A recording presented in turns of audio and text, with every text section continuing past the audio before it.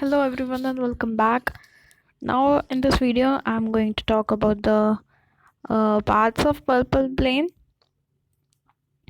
Okay, so we had discussed in the last video about the pains of dental origin, and there I told you about this pulpal pain and some important points I also told you. So let's see to them once again. Points to remember for acute pain of dental origin, that is the causes. The causes of noxious stimulation like deep caries, erosion, fracture, splitting tooth. Pain increased by both heat or cold, or increased by heat and relieved by cold. Pulp inflamed and hypersensitive to stimuli like electric stimulation, sweet, thermal shock, probing, and percussion. So these are the important points for the dental origin pain. Okay, so that's the acute pain we have discussed. In the pulpal pain, we have discussed the acute pain. Okay, so now we are going to discuss the chronic pain. So, what is chronic pain? Injured pulp tissue may progress from an. Can you see this? I'm discussing about this. Okay, so chronic pain. I'm discussing about this chronic pain. So, injured pulp tissue may progress from an acute to chronic inflammation phase. It results from a continued low-grade infection. When chronic pulpitis occurs, response changes from extremely variable character of acute pulpal pain to milder and less variable. So this is a point that is milder and less variable. Milder and less variable, vague pain. Milder and less variable vague discomfort that may not be described as a pain at all. Tooth may become symptomless. So this is the point that we need to know about chronic pain. After that we have a toothache, that is another important toothache from a non-dental cause. Pain referred to teeth from an inflamed nasal mucosa. Yes, so it can be referred on, that is pain referred to teeth from inflamed nasal mucosa. जो नाक का mucosa होता है, अगर वो inflame हो जाए, if it becomes inflamed, so the pain can be referred to a teeth. Okay, it can be due to non-spastic myofascial pain, especially involving temporalis and masseter muscles. So if the temporalis and masseter muscles get affected, uh, if there is the pain, then it can refer to a tooth. Okay, next is myofascial pain dysfunction syndrome. You can see this myofascial pain function pain dysfunction syndrome, that is MPDS. It is also important, and I'm also going to discuss it separately because it's important. Okay, so these are the causes of toothache pain. Another is that pain of the heart muscles as a symptom of cardiac disease, like due to any cardiac disease, pain can be also referred. And after that, neurotic pain such as those involving maxillary teeth from inflammatory involvement of the superior dental plexus by a disease of the antrum, and from neurotic conditions of the inferior alveolar nerve. So it can be due to inferior alveolar nerve, like neurotic conditions of that. Along with this, it can be be antrum also. Okay, so these are the important things that we need to know about the toothache from a non-dental origin. Okay, after this we have a periodontal pain. So ये जो सारे points हम discuss कर रहे हैं पल्पल pen के बारे में, ये सारे इंपॉर्टेंट है. पहले हमने एक्यूट के बारे में डिस्कस करा, उसके बाद हमने क्रॉनिक के बारे में डिस्कस करा. क्रॉनिक में हमें पता चला कि जो उसका पेन होता है वो लो ग्रेड का होता है, और क्या होता है इसमें कि एक्सट्रीमली वेरिएबल करेक्टर होता है, माइल्डर टू लेस वेरिएबल वेग डिस्कम्फर्ट होता है. ठीक है, जिसको हम पेन बिल्कुल मतलब ऐसे नहीं कह सकते कि पेन है, डिस्कम्फर्ट टाइप होता है, सिम्टमलेस होता है tooth.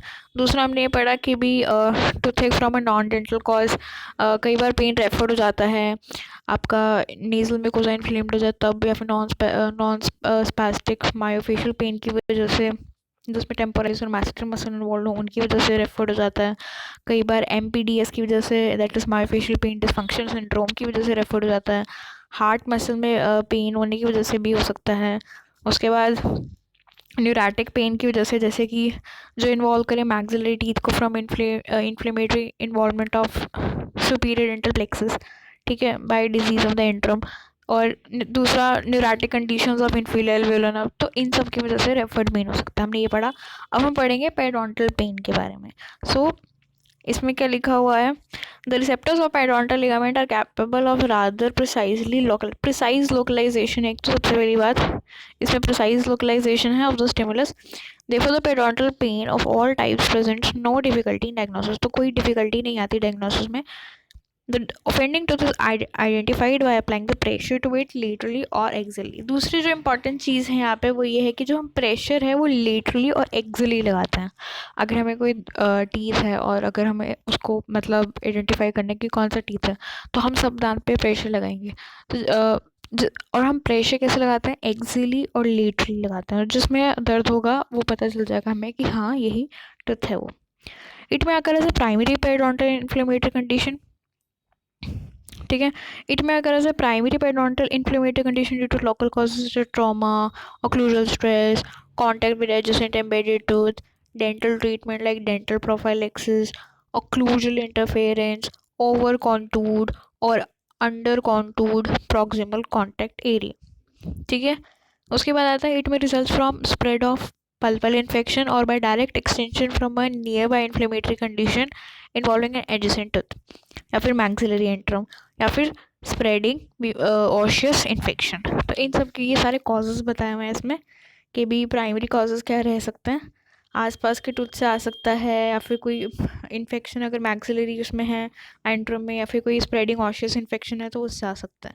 When periodontal pain involve several teeth, especially opposing teeth, opposing teeth मतलब अपोजिट आर्च वाला, then occlusal overstressing either by clenching or bruxism should be considered, ठीक है। ओवरस्ट्रेसिंग ऑफ posterior teeth में occur as a result of decreased vertical height of the mandibular ramus। इन्होंने क्या कहा है कि जो ओवर स्ट्रेसिंग है, आप देख सकते हैं यहाँ पे, over stressing of posterior teeth में occur as a result of decreased vertical height of mandibular ramus। posterior teeth में ओवर स्ट्रेसिंग कब होती है, जब आपकी रेमस की जो हाइट है वो कम हो जाए, और वो कब कम होती है, ड्यू टू ऑशियस फ्रैक्चर और degenerative changes in the TMJ. तो इसकी वजह से ओवर स्ट्रेस हो जाती है पोस्टीरियर टीथ की। अब उसके बाद एक चीज़ है यहाँ पे बहुत ही इंपॉर्टेंट है, that is cracked tooth syndrome. It is very important because ये बहुत बार आता है, जो सेपरेट क्वेश्चन आता है, और अब हम इसे अच्छे से डील करने वाले हैं यहाँ पे क्रैक्ड टूथ सिंड्रोम को। तो देखते हैं, patient complains of pain ranging from a mild to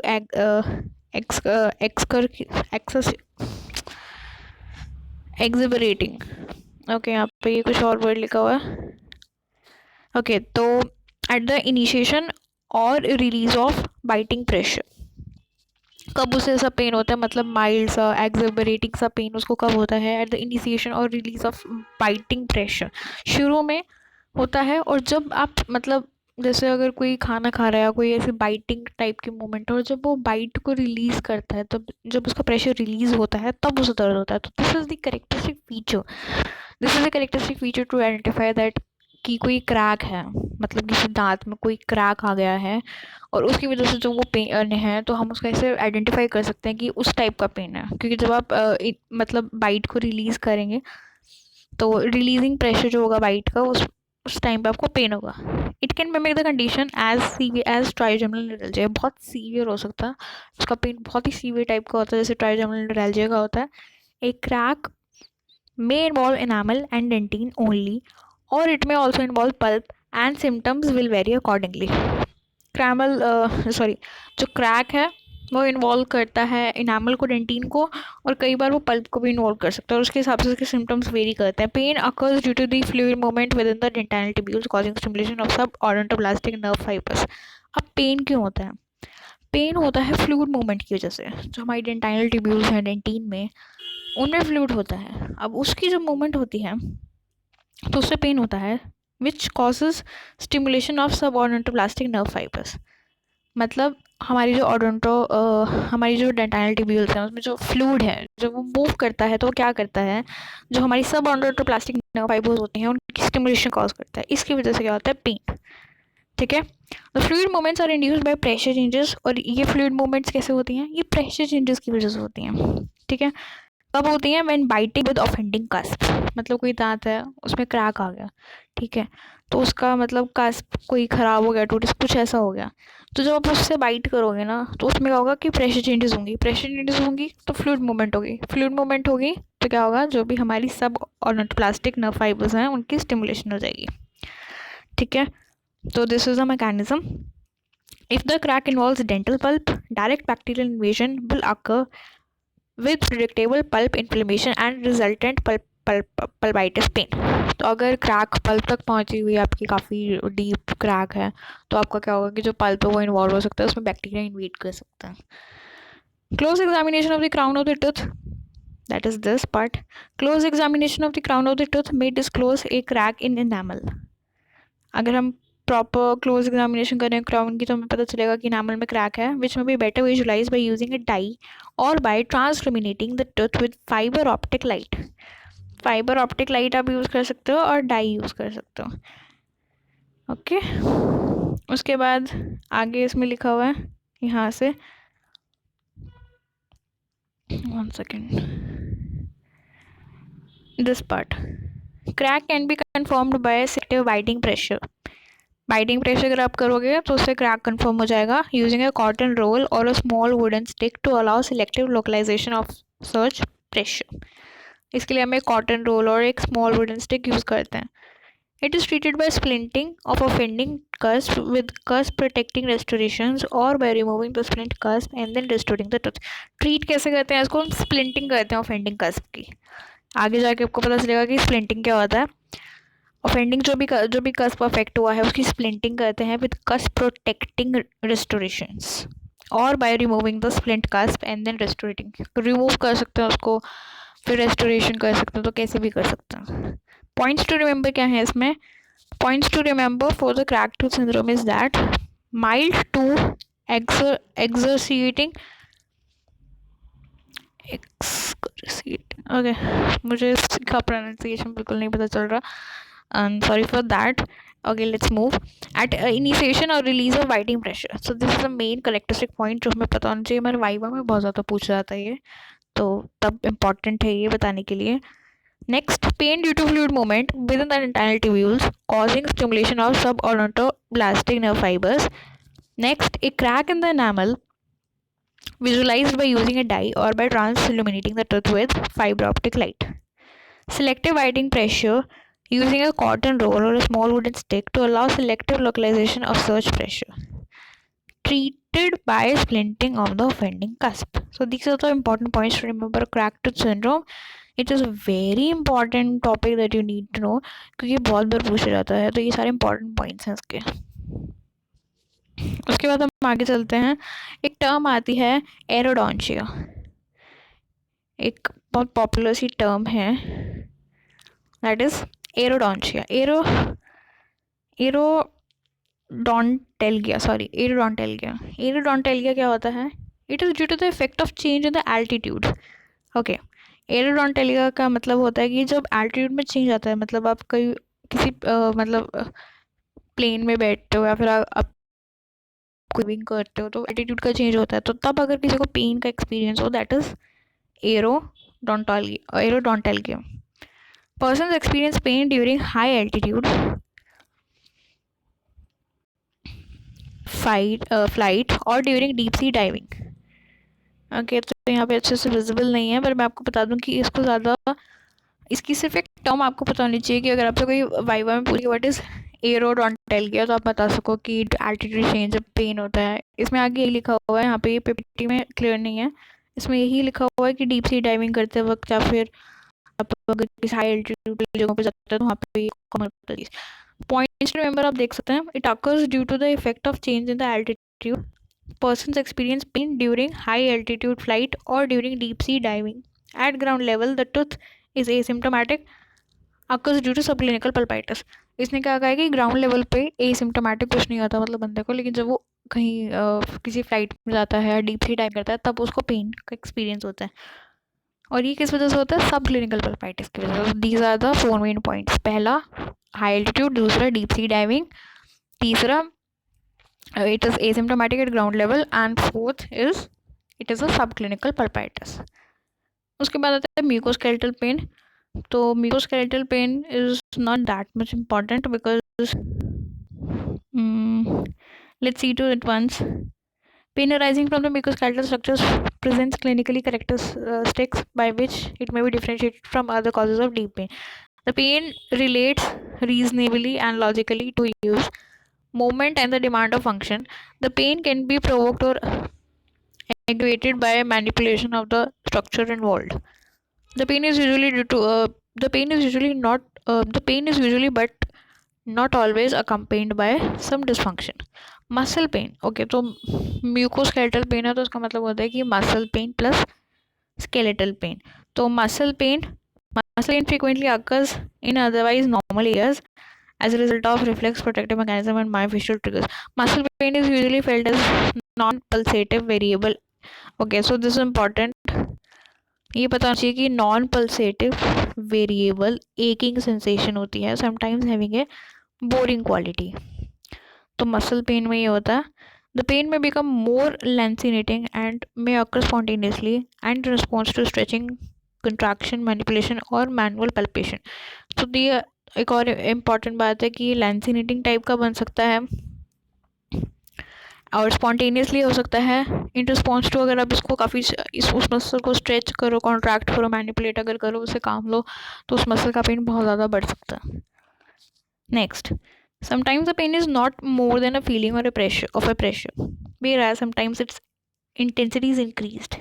It may be transitory, persistent, constant, intermittent और recurrent. तो काफ़ी सारी चीज़ें इसमें दी हुई हैं. Let's move ahead. Dysfunction may be expressed as tightness and weakness of impairment of muscle function such as stiffness, rigidity, swelling, and tenderness on palpation. Okay. The fact that movement and functioning modify the pain and stiffness are clinical indications of presence of muscle pain.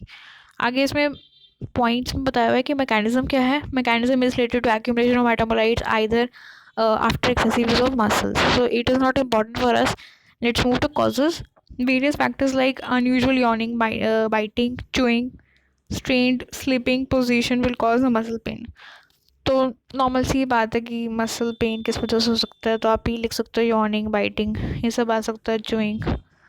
Other factor which cause muscle pain are minor blows, playing a musical instrument, कोई musical instrument है, कोई blowing है, period of sustained emotional tension है, bruxism अगर है, excessive और prolonged opening of mouth for dental treatment, अगर आप काफ़ी देर से प्रोलॉन्ग्ड ओपनिंग कर रहे हो माउथ की या फिर लोकल एनेस्थेटिक्स का यूज़ कर रहे हो, तो तब आपको ये हो सकता है. उसके बाद लोकल मसल सोरनेस क्या होती है, एज अ टर्म आपको पता होना चाहिए. So it is a local condition with local cause. It is primary hyperalgesia with lowered pain threshold due to local factors such as strain, injury, abusive use, infection and inflammation. तो क्या कहा इसने, it is a local condition, एक local type की condition है, local cause की वजह से होती है. ये एक तरह का प्राइमरी हाइपरएल्जीसिया होता है जिसकी लो पेन थ्रेशोल्ड होती है और लोकल फैक्टर्स होते हैं जैसे कि strain, injury, abusive use, infection और inflammation. When the dysfunction involves elevator masticatory muscles, trismus में रिजल्ट. जब इसमें एलिवेटरी मैस्टिकेटरी मसल्स इन्वॉल्व हो जाते हैं तो ट्रिस्मस हो जाता है, restricting the normal mouth opening. Trismus में क्या होता है कि बंदा अपना मुंह नहीं खोल पाता, तो उनकी क्योंकि उनके एलिवेटर जो एलिवेट मतलब जो खोलने वाले मसल्स होते हैं जैसे मुंह खुलता है, उनमें प्रॉब्लम आती है. When the muscle becomes inflamed as a result of injury or infection, the pain may relate to irritation and pressure of inflammatory exudates. This is not of important use, but हमें थोड़ा पता चल गया कि local muscle soreness क्या होती है. इसमें ट्रिस्मस हो जाता है, माउथ ओपनिंग में डिफिकल्टी आती है क्योंकि जो एलिवेटर मैस्टिकेटिव मसल्स हैं वो अफेक्टेड हो जाते हैं. कॉज क्या होता है कि लोकल कॉज होता है. Okay, next point is muscle spasticity pain. It is defined as rigidity of the muscle acting as a means of avoiding pain caused by movement of the part. Okay, it's a reflex protective mechanism whereby skeletal muscle becomes hypertonic and painful when contracted. It differs from the muscle spasm in which contraction is sustained even when the muscle is at rest. There is a pain and restriction of movement during active contractions of the involved muscles with little or no evidence. Okay, तो ज़्यादा important नहीं है, but yes we get through it for once. Okay, उसके बाद हम direct चलते हैं non spastic myofascial pens की तरफ। Non spastic myofascial pen, let's read this from here. Okay, non-spastic myofascial pain. There is no muscle spasm and the pain is only complaint.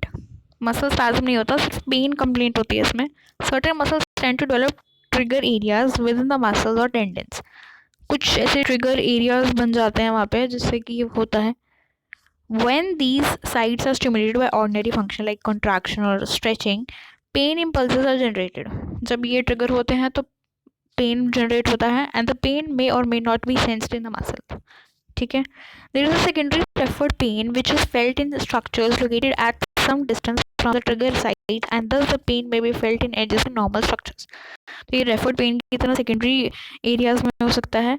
It may be cause by atrophied muscles due to inactivity और sustained emotional tension और illness और nutritional deficiency। तो 4 causes हैं, या तो emotional tension है, illness है, nutritional deficiency है, या फिर क्या है, एट्रोफाइड मसल्स हैं। Once the myofascial triggers develop within the muscles, they tend to persist as a source of intermittent and recurrent pain when the triggers are stimulated. तो इसमें बार बार होता रहता है, रिकरेंट टाइप का पेन होता है, और ये जो साइट्स होते हैं, ट्रिगर पॉइंट्स होते हैं, ये वहीं पे रहते हैं, परसिस्ट करते हैं। Now zones of pain reference for myofascial triggers. कौन कौन से जोन्स होते हैं? जोन्स ऑफ पेन रेफरेंस, मतलब रेफरेंस जोन कौन सा होता है? मैसेटर मसल होता है, temporalis muscle, medial pterygoid, lateral pterygoid, sternomastoid, splenius capitis और trapezius. So these are the zones of pain reference from a myofascial triggers. Points to remember क्या है इसमें? Point to remember for myoskeletal pain, मतलब as in whole क्या point? Usually felt as non pulsative variable aching sensation, boring quality. Causes बहुत सारे हैं, various causes like unusual yawning, biting, chewing and strain sleeping position, local muscle soreness, muscle splinting pain और non spastic myofascial pain. So these are the causes and these are the important points. Next we move on to temporomandibular joint pain. It is somewhat useful for us. Then we have a vascular pain, migraine. These are not that much important. Okay, so TMJ pain. The pain that results from the TMJ and capsular ligament of TMJ is identified as a mastrigatory pain. ठीक है, इनकी वजह से जो pen होता है, या तो TMJ की वजह से या फिर कैप्सुलर लिगामेंट ऑफ TMJ की वजह से, वो एक mastrigatory पेन में आइडेंटिफाइड होता है। The pain is considerably more stable than myalgia. It can occur as intermittent arthralgia that occurs due to stress, pressure or movement, और continuous arthralgia. Intermittent भी हो सकता है। arthralgia का क्या मतलब होता है? जॉइंट्स में पेन। ठीक है, तो इंटरमिटेंट हो सकता है और कॉन्टीन्यूस हो सकता है। कॉन्टीन्यूस arthralgia मतलब Insidious changes, slowly, persistent and resist therapy. Central hyperexcitability tends to occur, causing referred pain, secondary hyperalgesia and myospasm. इन्होंने क्या कहा है कि सेंट्रल हाइपर एक्साइटेबिलिटी जो होती है, it tends to occur causing referred pain हो सकता है इसकी वजह से, सेकेंडरी हाइपरएल्जेसिया हो सकता है और मायोस्पैज्म हो सकता है। The pressure bearing surfaces of the joint are non painful due to absence of sensory receptors and nerve fibers. The pain can occur in disc when impinged upon and displaced sufficiently to stimulate receptors in the ligamentous attachment of the disc to the medial and lateral poles of the condyle. तो यहाँ पे अब कुछ points दिए हुए हैं, तो ये पॉइंट्स इसके अंदर, एक है रीट्रो डिस्कल पैड पेन और एक है कैप्सुलर पेन। तो जब भी हम TMJ के पेन के बारे में बात करते हैं तो ये दो मेन चीज़ें आती हैं इसमें, that is retrodiscal pad pain or capsular pain. Okay, so inflammation of the tissue that comprises the retrodiscal pad is called as retrodiscitis. You can see this word retrodyskitis. Okay तो inflammation अगर होती है tissue की जो इस में होता है retrodiskal pad में, तो उसमें इसको कहते हैं retrodyskitis. If the condyle is displaced posteriorly because of posterior overclosure from missing teeth or from trauma, the resultant inflammatory swelling will displace the condyle anteriorly, causing acute malocclusion described as contralateral premature contact of anterior teeth with disocclusion of the posterior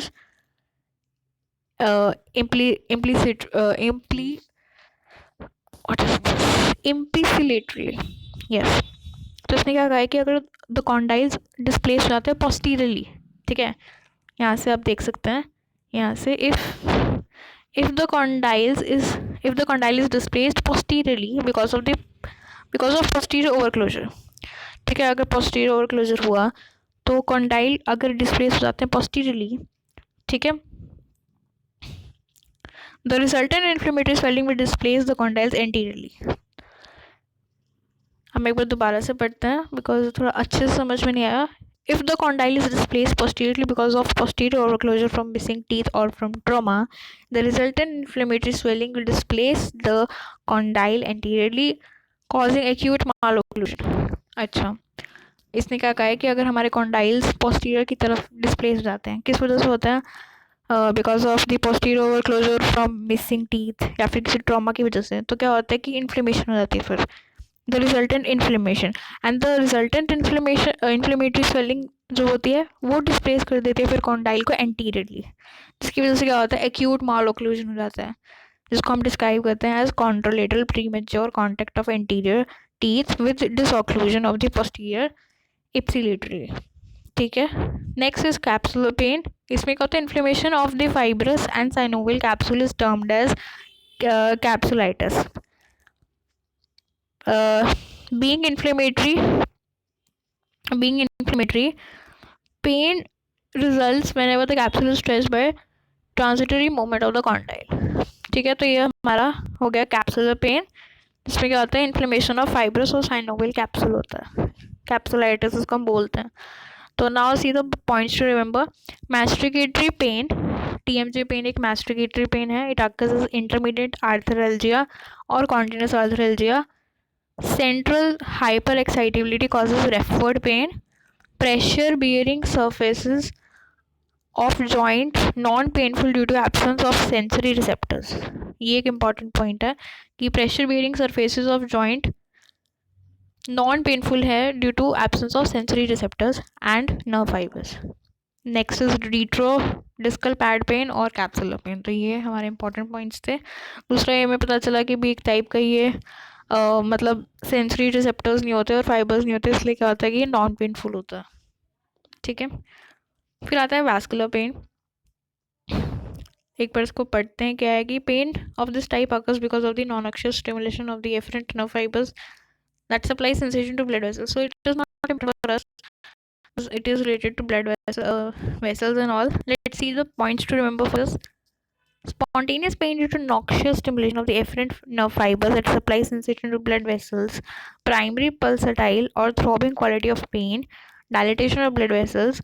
Local edema and edema of vessels and perivascular tissue. No pain on provocation. No dysfunction. So these are the points to remember. After that we have a migraine. Migraine is important. Let's see to this. It is also called as migraine. It is also called as migraine syndrome or migraine headache.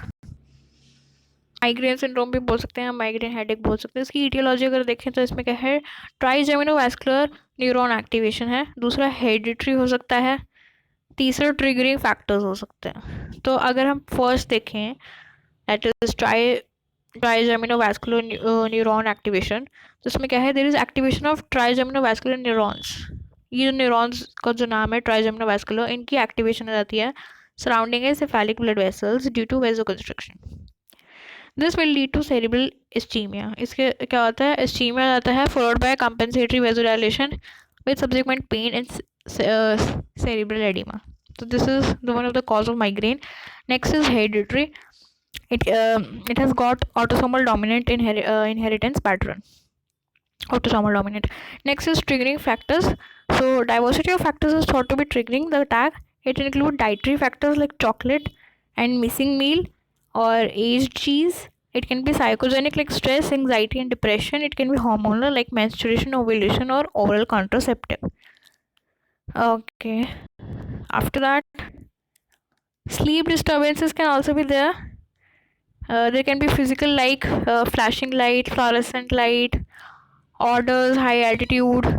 There can be drugs like nitroglycerin, histamine, Rasparin, hydrazine, ranitidine, estrogen, and miscellaneous like head trauma, fatigue, or physical exertion. So triggering factors बहुत important है इसमें. पहला पता होना चाहिए आपको dietary factors हैं जिसकी चॉकलेट टाइप, फिर साइकोजेनिक लाइक एंजाइटी डिप्रेशन, फिर हार्मोनल जैसे कि menstruation ovulation, and last is your physical type जैसे कि कोई फ्लैशिंग लाइट है या कोई फ्लोरेसेंट लाइट है, फिर कुछ ड्रग्स आ जाती हैं. तो these are triggering factors. Now let's move to the type of the migraine. In the type of the migraine, migraine with aura और migraine with without aura. Aura क्या होता है, हमें किसी चीज़ की सेंसेशन होने लग जाती है पहले से, दैट इज़ ऑरा. तो कई बार हमें ऐसे सेंसेशन होने लग जाता है कि हाँ अभी माइग्रेन होने वाला है. So that is migraine with aura. In this type, an aura or a pre-headache period occurs. It is characterized by visual disturbances like scintillation, like seeing sparks, or scotoma, like partial or complete loss of light perception. Or there is also aphasia, that is loss of ability to express thoughts, and numbness over one side of face or arm. So these are the four things which occur when there is a migraine with the aura. And migraine without aura, in this there is no pre-headache period. So these are types. After that, we have some clinical features like age and sex distribution. So let's see to this. It begins at a young age. It begins at a young age and primarily affects the woman. Okay, like 4:1. Then there is location. Headache is unilateral. It affects on the one side and is felt in the temporal, frontal and orbital regions. Like हमारा temporal like बीच का सिर, frontal आगे का और आंखों के आसपास का area. Rarely it can be felt in parietal, post-auricular or occipital regions. Then we have onset. Headache often begins immediately or soon after awaking. जैसे ही हम उठते हैं तब शुरू हो जाता है. The attack may be recurrent or episodic with a variable frequency, usually in 1 to 4 in months. Like बार बार होता ही है, 1 से 4 महीने के गैप, मतलब 1 महीना 2 महीने के ऐसे गैप में चलता है. नेचर ऑफ पेन क्या है, it starts with mild headache, हल्का सा हेडेक होता है, which later increases it severity. It is of throbbing quality, ये पता होना चाहिए. फिर आता है associated symptoms. Associated symptoms like nausea, vomiting, anorexia, sensitive to light, sound, mood changes. So ये इसके साथ होते हैं. तो these are all the clinical features. Now let's talk about the diagnosis. In the diagnosis, we have clinical diagnosis, that is pre-headache symptoms with presence of a trigger zone with throbbing type of pain. अगर हमारे पास pre headache syndrome symptoms हैं, pre headache वाले symptoms हैं और trigger Jones की presence है और throbbing type का पेन है, तो इसका मतलब दिस इज माइग्रेन. तो if you go to a clinician, he might ask you about the trigger zones, like आपने ऐसी कोई जगह जहाँ पे आप हाथ लगा दो गलती से तो दर्द हो जाए, या फिर किस टाइप का पेन है तो आप कहेंगे ऐसा टाइप का पेन है. So these are the diagnostic criteria. फिर आता है हमारे पास मैनेजमेंट. मैनेजमेंट में हमारे पास काफ़ी सारी चीज़ें हैं. पहले प्रोफाइलेक्सिस है. प्रोफाइलेक्सिस में क्या है, criteria to select the patient for prophylaxis are those who are experiencing 4 to 6 episodes of migraine, मतलब जिनको 4-5 बार माइग्रेन हो चुका है एक ही मंथ में, तो उनमें प्रोफाइलेक्सिस करा जाता है. Beta blockers are use for this purpose. Beta blockers that is propranolol is the most commonly used. फिर सीवियर अटैक्स अगर पड़े तो क्या करें, there is control by ergotamine. Ergotamine tartrate combined with caffeine, aspirin, acetaminophen, belladonna और phenobarbital. अगर mild cases हैं तो ट्रीटेड विद मेथ्रीगीन या फिर बीटा एड्रोजेनिक एजेंट्स, ठीक है, या फिर कैल्शियम चैनल ब्लॉकर्स भी यूज़ कर सकते हैं और सेरोटोनिन रिसेप्टर एगोनिस्ट भी यूज़ कर सकते हैं. ड्रग थेरेपी अगर हम इसमें दे रहे हैं तो drugs which are use in treatment of cluster heads are ergotamine. Ergotamine 2 milligram sublingual tablet देते हैं, या फिर आप सुमाट्रिप्टान, मैंने पहली बार नाम सुना है, ये वाला आप छोड़ दीजिए. If required, it can be repeated for after 2 hours. Other drugs which can be used as naratriptan, which can be repeated for 4 hours, almotriptan and rizatriptan और zolmitriptan. तो ये सारी आप ड्रग्स यूज़ कर सकते हैं. इनकी डोजेज आप पढ़ लीजिएगा. फिर आता है नॉन फार्माकोलॉजिकल मैनेजमेंट. तो नॉन फार्माकोलॉजिकल मैनेजमेंट में आता है diet control, stress management, sleep regulations. जिनको माइग्रेन होता है प्रॉपर तरीके से सोते हैं, प्रॉपर स्लीप मेंटेन करते हैं, प्रॉपर डाइट खाते हैं. ठीक है. Now see the points to remember. Points to remember are the वही चीज़ें बिकॉज हमने सारा पढ़ लिया तो हमें याद हो गया ये. तो not going with time on it. So this is done about this. Cluster of headaches हम नहीं पढ़ेंगे बिकॉज माइग्रेन इंपॉर्टेंट होता है, तो हम क्लस्टर ऑफ हेडेक नहीं पढ़ेंगे. Then we'll just jump to trigeminal neuralgia and we are going to discuss it in another video. So if this video is going to help you in any way, then give it a like and do subscribe my channel. So we'll see you in next video. Thank you.